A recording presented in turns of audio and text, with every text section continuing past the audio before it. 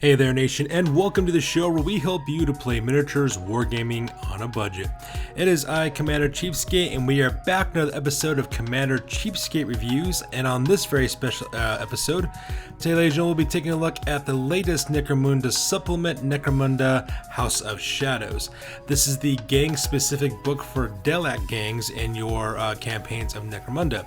So this is the very last of the gang books that they've released for the 6 original gangs that they started this whole gaming series with for Necromunda. And just like all the other gangs before it, this gang book is specifically for House Delac players. It adds a lot of cool features, adds a little bit more background information with the fluff for the gang as well. Also gives you some new rules, some new equipment, as more importantly some new members that you can add to your gang as well. So we're going to do a little bit of a deep dive on this one. I'm not going to really show you all that much inside the book itself just because I don't want to do any copyright violations on that part. So, however, though, I will be going into a depth, though, for the different parts of the table of contents. So that's exactly what we'll be talking about. First of all, we'll talk about the gang list first. We'll talk about the individual fighters in that gang and some of the highlights that we have, especially some of the new players that we have being added to it. We'll also talk about the Hanger Ons and Brutes as well, specifically the new Hanger Ons and Brutes that are added to the gang as well. So if you're interested in that kind of information, we'll be able to provide that as well. We'll also do a little bit on the alliances you can make, specifically focusing primarily on House Tai and their on My Odo Coven, which is basically their new little team of fighters that can join for you for the noble houses of Necromunda. We'll be spending a little bit more time on that one as well. We'll also do a little bit on the Obfuscation skills that are brand new for the gang as well. At the same time, we'll also talk about some new weapons and equipment, and specifically we'll be also looking at brand new special rules that are directly towards the Delac. Specifically, we'll be looking at their new psychic abilities that they have as well. We'll be talking about that a little bit more in depth when we talk about that one too. Now, as for the Dramatis Personae, we're not going to really spend too much time on. Same thing with weapons equipment. Most of the weapon equipment you've seen before is pretty much the same. We'll just be touching on some of the new information that's been provided for these guys, and that's what we'll be working on for this one. So with that being said, let's get this video review on a roll.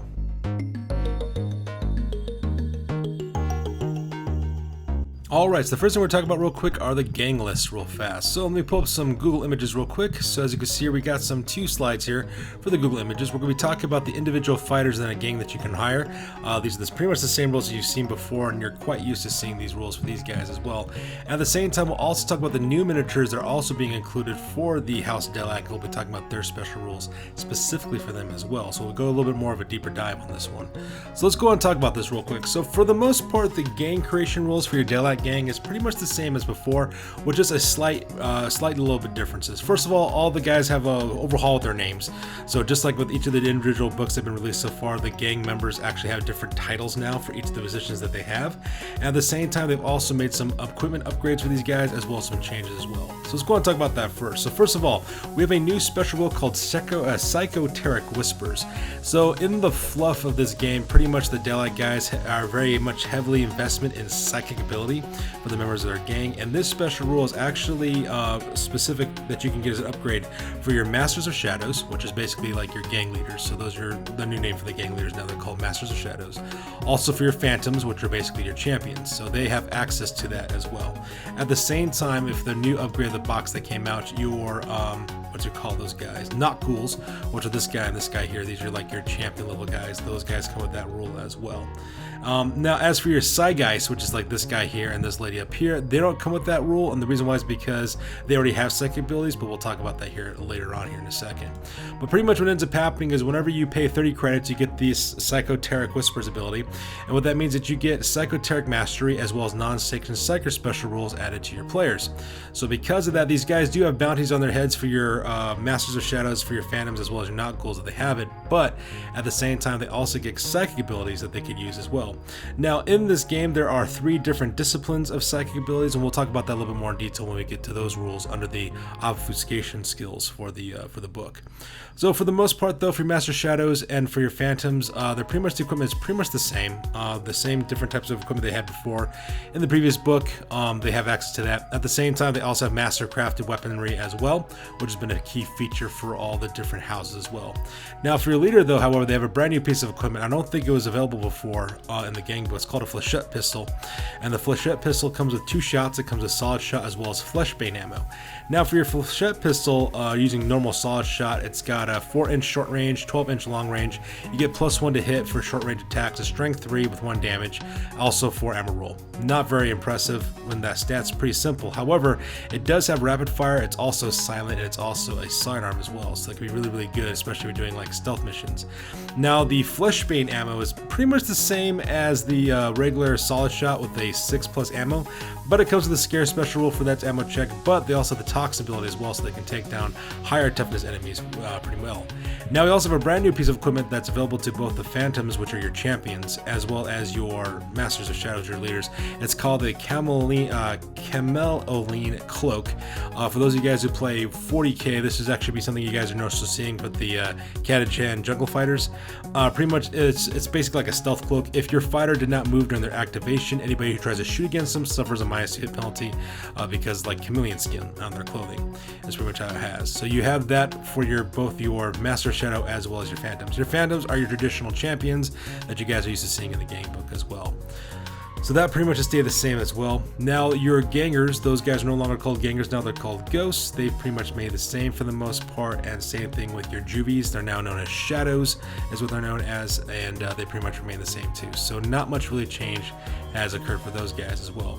Now another thing that's interesting to note is that your champion, your Phantoms, as well as your Masters of Shadows, they can purchase cephalopod specters as usual, and those things are good because they kind of protect them from being shot at the same time, gives them warning whenever they're being targeted, so they can get those as exotic beasts for them as well, just like all the other champions and leaders to the various books. So that pretty much makes up these guys. Not much has really changed for the most part. Your Phantoms and your Masters of Shadows can get psychic abilities, but the one we're going to focus on now are the brand new miniatures that are now available. So let's go and talk about those guys real quick. So first of all, let's talk about these two guys here with the claws here on the left hand side and the sword here on the right hand side. Those guys are called Noct Ghouls, and Noct Ghouls are your new champion subtype. Just like we've seen for the other houses, they have new champions, and these guys are no different.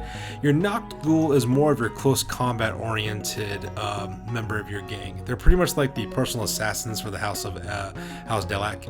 They do very close up stuff. So let's go and talk about these guys real quick. So first off, right off the bat, your Noct Ghoul automatically comes with the infiltrate skill. They can be deployed once everybody's deployed, just like usual. So that's a really cool bonus for these guys. These guys also have 2-up weapon skill. They also have 4 strength. They have 2 wounds as well as 2-up initiative as well, and they cost about 110 credits apiece. So that part's kind of neat. So these guys are very much kitted out for close combat. What makes them super deadly though are the weapons they get to choose. So the guy here on the left hand side, this guy's equipped what's known as Serpent Fangs. It's a paired weapon, it's a melee attack. You get +2 to your strength. It also causes 1 damage. They're melee, they're paired as well, and they have what's called a phase attack now. So there's a new weapon trait called phase. We'll talk about that as well here in a second. And that gives you shock abilities with their weapons. Now the sword that this guy is carrying is known as a Shiver Sword. It's also a melee weapon. Causes strength +1 to your attacks, -1 AP, 1 damage. It has the melee, parry, as well as power special rules. It's also got this the Sever skill, but they also have, I believe they also come with phase. No, I'm sorry. This doesn't come with phase, just the claws do.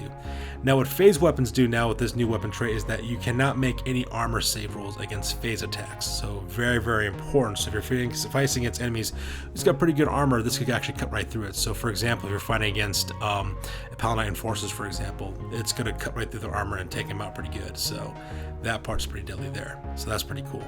Now the other 2 characters we have here, we have this guy here with this worm here in his arm, and we also have this lady jumping off of what looks like a piece of wreckage. Those are your Psygeists. The Psygeists are the brand new Prospect miniatures, part of the Prospect class that all the gangs have gotten for this edition of Necromunda.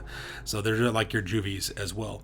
Now they both cost 60 credits apiece, so that part's kind of cool. At the same time, when they get to enough advancement levels, they advance 5 times, they can either become Phantoms, which are the normal champions for a Delak gang, or they can become Noct Ghouls. So that part's kind of nice as well.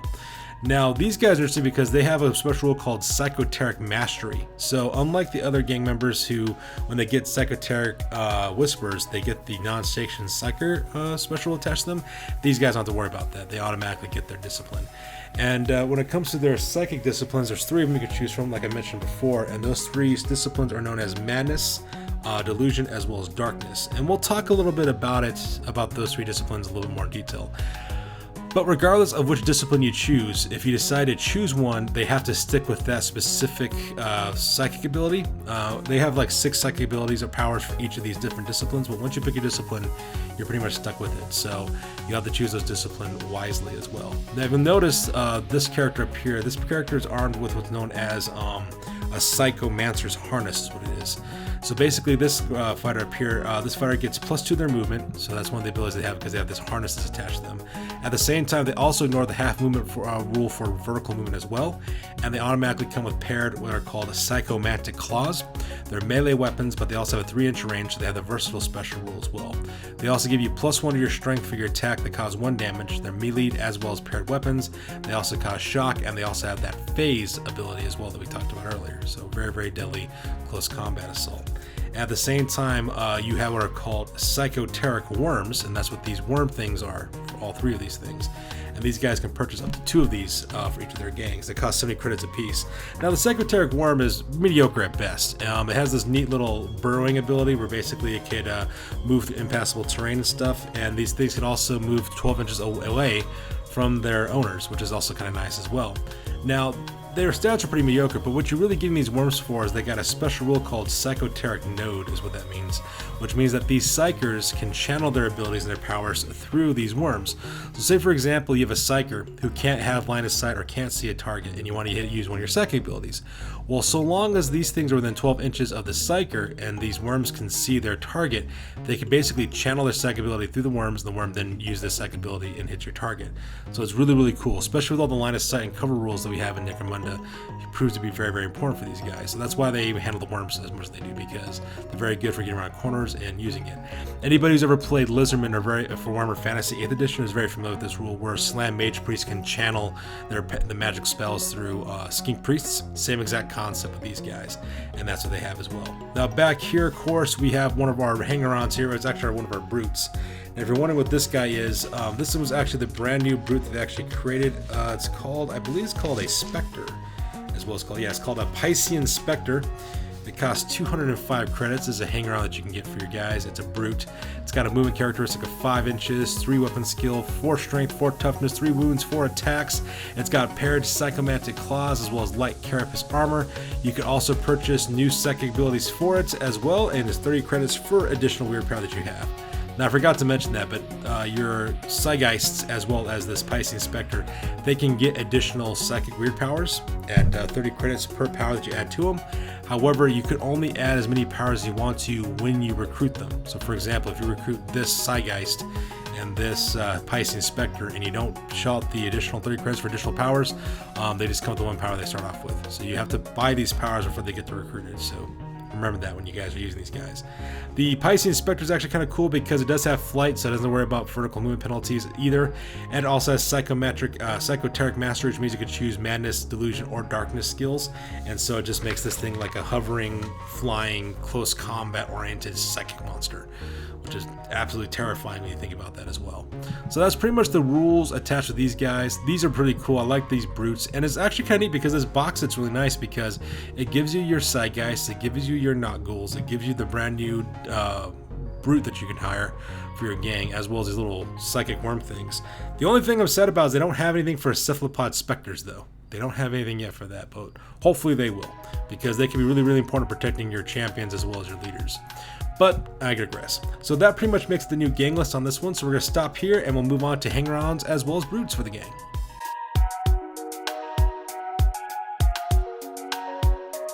We talked about the gang lists in pretty good detail. Now we're moving on to Hanger Ons as well as brutes. So there are actually some brand new ones. We have this guy called a Psychoteric Thrall now. It's a brand new Hanger On that you have for your gang as well.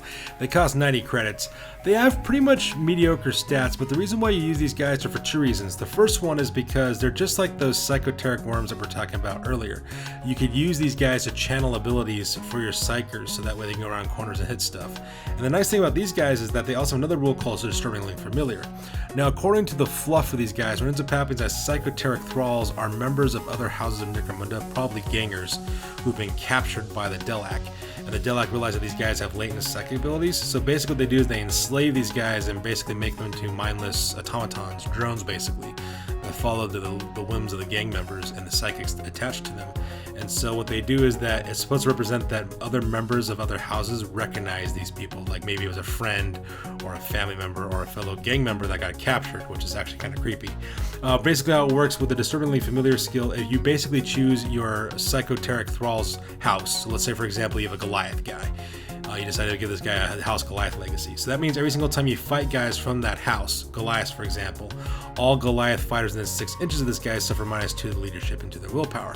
So pretty cool. So if you're fighting, having trouble with a very specific gang and you want to use this Hanger On, you can do that, and that could really help you out.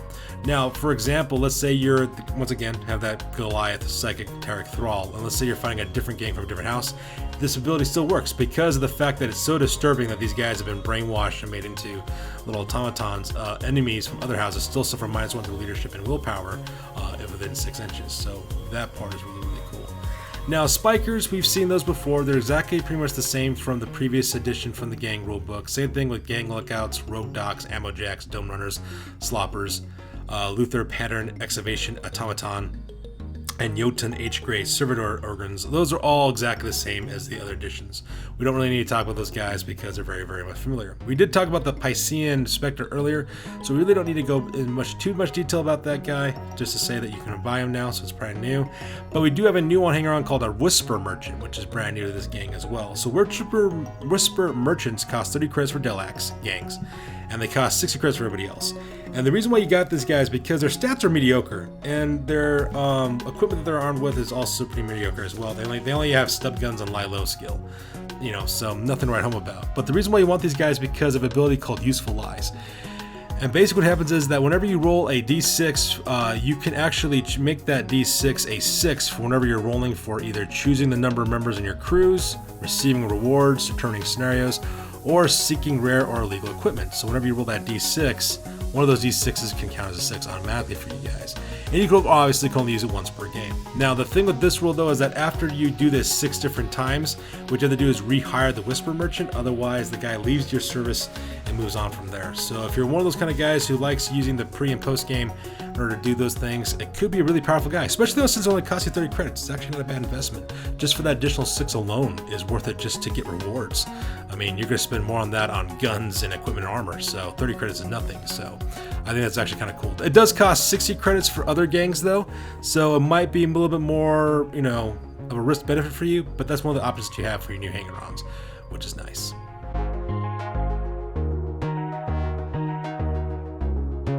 Alright, so next thing we're going to talk about are strong alliances. So, as you can see in this table of contents here, House Delac does have access to different guilds, as well as criminal organizations, as well as noble houses. Now, up to this point, if you've purchased the Book of Peril for Necromunda, which talks about basically all the different guilds, you're very familiar with the Iron Guild. Nothing much has changed there with the Alliance House Delac, pretty much the same thing. If you purchased the Book of Judgment, the same thing with the Psi Syndicate, which is the illegal psychic criminal syndicate that's also in the rules are detailed for that book. They're exactly the same. So these two, not all that different. Now, what is different, however, is the brand new House Ty, which is brand new to these rule books. Now, for every single, there are actually in Necromunda in the narrative, there's actually 6 they call the Great Houses, which are the 6 gang houses that we're all familiar with, and you have what's called the Noble Houses. These are the actual nobles that actually run the day-to-day operations of Necromunda, and of course, every single gang up to this point has had a different noble house associated with it. For example, House Helmar, which is the actual ruling house of Necromunda, is allied with House Escher, for example. Now, for this one, this new noble house is called House Tai, is what it's called. And the interesting about these guys that House Tai is actually very much Asian inspired. It's like they took elements of East Asian culture and kind of combined it together to create House Tai.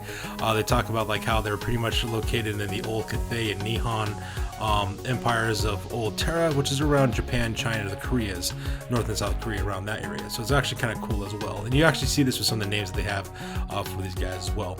So let's talk about House Tai real quick. So first of all, you have what's called gaining psychic training, which means that you choose one fighter with your Psychoteric mastery ability, and that fighter automatically gains 1 additional psychic power, but if the alliance is broken, they lose that psychic power as well. At the same time, you also have what's called disturbing visions, which is actually one of the downsides of actually working with House Tai. And what ends up happening is that one of your fighters automatically starts with a flesh wound, That's supposed to represent that the different psychic abilities of House Tai is affecting your fighters, and one of them gets wounded from that as well. And you have what's called Cost of Lies as well, which is another rule, which basically says if a double is rolled to choose a scenario, if you roll a double, basically your opposing gang can choose which scenario you play, and of course if you decide to contest that, you break the alliance. Overall, to be honest though, the downsides of the alliance with House Tai is actually not that bad for House Delac guys. They actually kind of lucked out on this one. It makes more sense to have a House Tai alliance than not, in my opinion, just because what you get in exchange is far outweighs the negatives. I mean, so one guy starts out of the flesh room, that's not such a big deal. It's not like one of your guys gets killed like it was with House Krieg, for example, for the Goliath guys. Now, you do have what's called the On-Myoto Coven, is what it's called. The On-Myoto Coven is the group of fighters that are sent by House Tai whenever you need to fight as well. And you do need to take these fighters whether you want to or not. That's one of the rules for these guys. And basically you have two fighters. You have a telepath and a null. Now the telepath and the null have pretty much mediocre stats. The telepath, for example, has 5 movement, 5 weapon skill, 5 ballistic skill, strength and toughness, 1 wound. It's got a 5-up willpower test as well. Now the reason why you want the telepath though is because of their abilities. What ends up happening is that when you activate the telepath, you have to choose what's called the controlled collar game mechanic.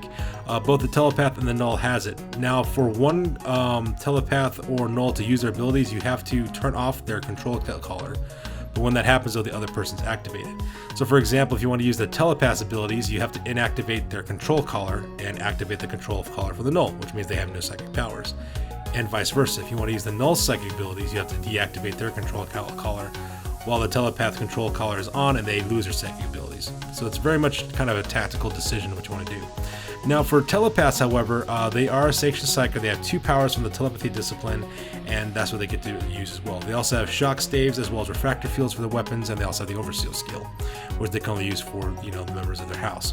Now the null, on the other hand, is got pretty much mediocre stats as well. You got 6 movement, 4 weapon skill, 4 ballistic skill, 3 strength and toughness, 1 wound, 4 initiative, as well as 7-up willpower save.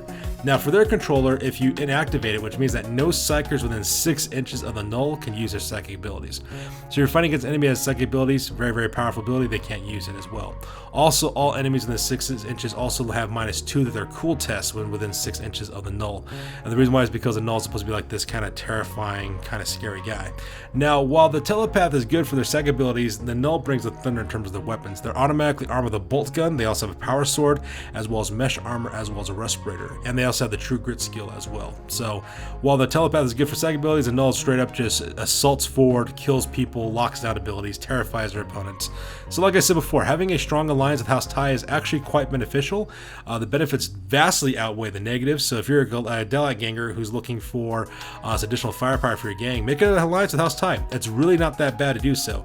I could argue that the Iron Guild and the Psi Syndicate actually have worse drawbacks than House Tai, in my opinion. So, but like I said before, making an alliance is always a tactical decision, entirely up to your choice.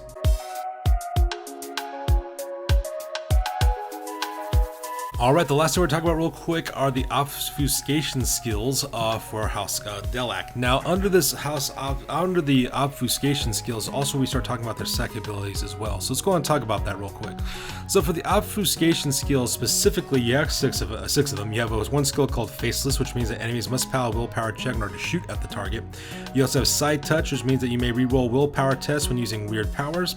You also have another skill called Takedown, which means if an enemy takes an enemy out of action on a 4-up, that enemy fighter is automatically captured. You have another one called Rumor Monger, which means that during the post-action you make an intelligence check, and if you actually pass an intelligence check, you can reduce an enemy's reputation by D3 points and increase your own by D3 points. So that one is really, really cool. So if you want to start, if you're doing like a Dominion campaign, that could prove very, very helpful in order to help you guys out with that one. You have another one called Fake Out, which means that when you roll for your scenario, you roll 3d6 and you pick whatever 2 you want and discard the 3rd dice. And then finally you have Doppelganger, which means that you end up earning 1 additional fighter when choosing your crews, and if the enemy leader passes an enemy check, however, then you don't get that additional fighter. So those obfuscation skills, you know, they're kind of nice. You know, the secondary skills, these new skill trees that they came out for a lot of the gangs have been pretty, you know, mixed bag for the most part. You have some really good ones as well as some really mediocre ones as well. However, the reason why we're going to spend a lot of time on obfuscation skills is because in this section is where we talk about our Psychoteric Whispers ability. So like I said before, the Master of Shadow, your Phantoms, your Not Ghouls, as well as your Psygeists, these guys all get to use the Psychoteric Whispers ability, okay? Now for your Master Shadow of the Phantom, that was one of the not ghoul, they gain the ability to use psychic abilities, but they also gain the unsanctioned psychic ability, which means they get bounties if they get taken out of action. So that's the part that's not so great. However, for the Zeitgeist though, they automatically come with this ability as well.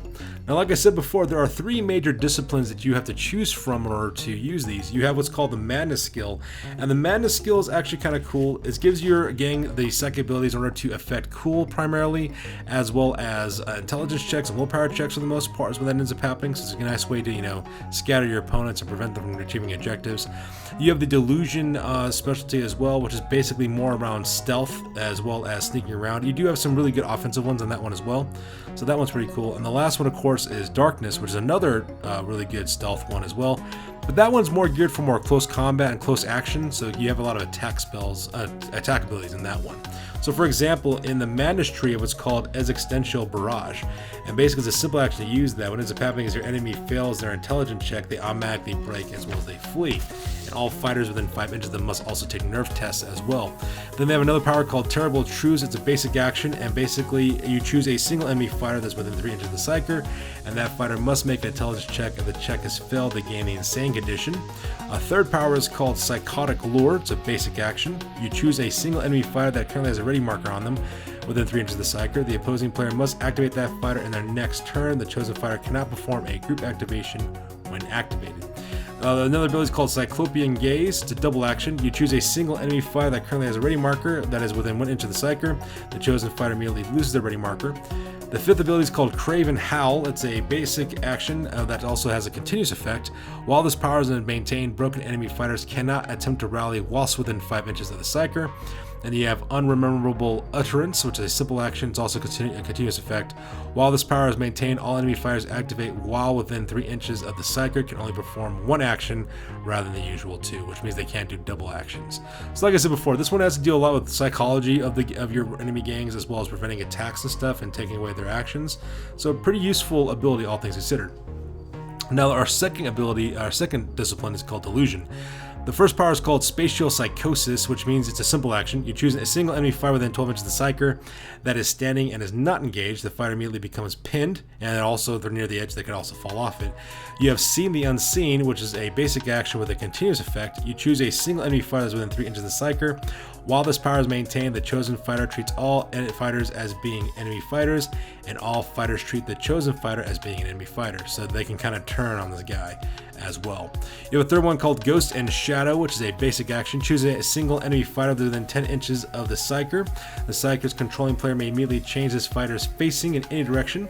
You have Deceitful Thoughts, which is a double action. Choose a single enemy fighter within 5 inches of the Psyker. That fighter immediately makes an intelligence check.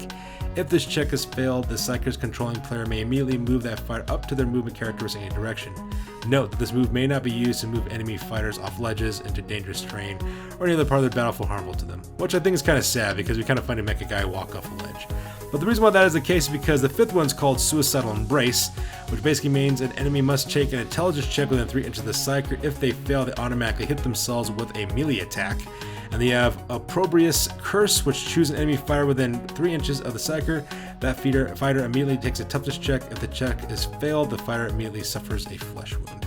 So that's one for Delusion, which is actually kind of nice. It kind of causes like harm and confusion amongst your enemies. Now the Darkness one, like I said before, is really good for like your Nacht Ghouls, for example. You might want to use it for these guys for close combat. The first one is called Cacophony of Silence. It's a double action with continuous effect. While this power is maintained, all enemy fighters within 5 inches of the Psyker must reroll successful hit rolls when making a ranged attack. You have Penumbral Mirror, which is a basic attack. Choose one enemy fighter and one friendly fighter that are both currently within 5 inches of the Psyker. Immediately move the chosen friendly fighter to any other point within 5 inches of the chosen enemy fighter. The chosen enemy fighter may even move into base contact with the chosen enemy fighter. This is kind of a nice thing to do for like close combat, for example. Then you have the third one, it's called A Perfect Void, which sounds like a death metal band. It's a basic action with continuous effect. While the power is maintained, the Psyker counts as being in full cover to all enemy fighters within 10 inches. You have Eternal Slumber, which is a double action. This one's kind of nice. It says all seriously injured enemy fighters within 3 inches of the Psyker immediately go out of action. So this could be really cool to use, especially if you're like a Nacht Ghoul who's armed with some close combat weapons and you're going after a group of fighters and you're just taking them out one after the other. You could use this to kind of finish them off if you only got them on a serious injury and not taking them out of action originally. So that's actually kind of nice. Then we have Cloak of Whispers. It's a basic action with continuous effect. While this power is maintained, the Psyker and all friendly Dalek fighters within 3 inches of them cannot be a target of or be affected by any gang tactics played by the enemy player. And the 6th one is called Sight Blight. It's a basic action with a continuous effect. While this power is maintained, all enemy fighters within 5 inches of the Psyker count as being affected by the pitch black rules as detailed in the Necromunda rulebook. Note that does not actually create an area of darkness and only affects those who enter or remain range of the Psyker. So those pretty much make up the 3 disciplines of madness, darkness, as well as delusion, and those are the 3 different branches you can use for your psychic abilities. And like I said before, there's actually kind of a really neat game mechanic because you have the potential of having a lot of psychers in your Dalek gang with this as well. So if you got 2 Not Ghouls, for example, 2 Psy Guys, let's say you have a leader as well, that's 5 psychics right there. And then of course you also have your Piscean Spectre, which also could be a psychic as well as your Psychoteric Thrall, which could be another one as well. So you got psychic abilities for days, which is actually kind of neat because I've always felt that the psychic ability portion of Necromunda has always been kind of underrepresented, and this is actually kind of nice to see this happen, which is absolutely fantastic. So yeah, that pretty much makes up the observation skills as well as with the Psychoteric abilities for your Dalek gangs.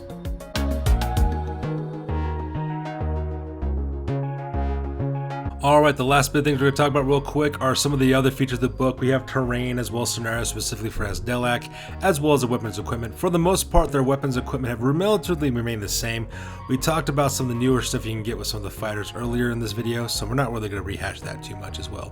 And of course, just like all the other books, all the gang tactics now are available on the back of the book. You roll a D66, you can choose what your tactics are from that, which is a really nice feature, so that way you don't have to buy cards if you don't want to, because I'm Commander Cheapskate, I don't believe in buying cards if I don't have to, so having this is kind of nice because that way you can always have tactics you can use. And there's a lot more tactics as well, which is the books, which is really great. And like I said before, we do have Dramatis Personae for these guys, but like I said before, I'm not really into those too much. Suffice to say, we have 2 bounty hunters, a giant worm monster, one of those giant psychoteric worms, and a House Dalek agent. So, you know, that's pretty much what you have for your Dramatis Personae. Now, overall, this is a very excellent product. I highly recommend purchasing this, especially if you run a House Dalek gang for your Necromunda campaign. I'm really happy with the way that Games Workshop has actually made specific rule books for each of the different gangs. And the reason why is because, you know, when they first originally made the rules for the very first series of editions for rules for Necromunda, you know, it had this feeling that was kind of rushed for the most part, right? And you can't really blame them. I mean, they're trying to get this product off the ground. You know, they seem kind of generic. I mean, they had some nuances in terms of equipment and stats and stuff that they had for them. But by releasing these books for each of the different gangs, it's kind of nice because it actually fleshed them out really well. They gave them additional equipment, gave them new abilities, gave them new skills, gave them new ways to customize them. It also explained a little bit more about the alliances that they have for both guilds, criminals, as well as for noble houses. The new noble houses has been really, really cool seeing those guys come out as well. Seeing new additional skills as well as ways to customize your gang makes it really, really neat. And I'm really happy that they've done this because by doing this, actually, Games Workshop has kind of done like a soft reboot or soft edition change for Necromunda without having to release a whole new set of rule books. You know, not a whole new set of box set with new models with a new rule book and everything like that. It's kind of nice. Now, granted, you know, they've been releasing this a little bit at a time and people don't like it because of rules creep. But at the same time, though, if you're a gang member and you only play one gang, this has actually been kind of nice and to see this as well. House Dalek for me has always been kind of like a weird house, especially in older editions of Necromunda. I mean, they're always the shooting stealthy gang that you would want to play, but the problem with that is that if you wanted to for almost any gang in Necromunda, you can make them that way if you want to. What I like about these books, for example, is that they give these gangs like specific niches that they have. So for example, like your Orlocks are a good generals gang, for example. Your Condor guys are up front in your face fighting and bringing the wrath of fire to you. Escher are using range attacks, the poison attacks primarily. You have the Vansar guys using technology and using cybernetics in order to mess with you as well. Goliath guys are getting really good natural stat boosts to their stats for the individual fighters. Now Dalek has also now joined that game as well by adding psychic abilities, which, like I said before, I've always felt that psychic abilities were kind of underrepresented in earlier editions of Necromunda. Now this really fleshes it out and shows you how important it is to know those psychic abilities and to know how those rules work, because you're going to be facing a whole gang of these guys potentially if you're not careful. So I think it's kind of neat how they did that, and I'm really satisfied with what they have. I mean, the fluff is kind of cool. I don't really buy rule books for the fluff, though. I mainly buy rule books for the rules, is primarily what I'm looking forward to, and this is absolutely fantastic. So I would highly recommend it to purchase House of Shadows. Even if you're just a casual Necromunda player, you just want to see what the lore was about, it's well worth it for that. But especially so if you're a Delac player. The rules and the new upgrades they made for the Delac makes them very cool and very neat. And plus, I love the way they did the miniatures. They have like this very much like this dark city, the strangers look for these guys. In fact, I'm actually thinking about doing a Delac gang now because of this. I never really played Delacs before. I mainly played Kodor, and now I'm playing Orlocks. I'm really having a blast playing Orlocks. So maybe I might do a Delac gang. I got this idea of replacing their heads with like skulls, like crow skulls and crow masks. I think it look really cool. I'll call them the Strangers or the Murder of Crows or something. I don't know. I got stuff running in my head, but I got a lot of projects I got to work out anyway, so only time will tell. So there you have it, guys. This is my review, my in-depth review for Necromunda House of Shadows. As always, please feel free to like, comment, and or subscribe. Your guys' input is available to us as always. Also check us out on Facebook, Instagram, as well as blogger.com for all the latest, greatest hobby news related to this channel. That's good for this one, you guys. I'll catch you guys next one. Peace out and stay classy.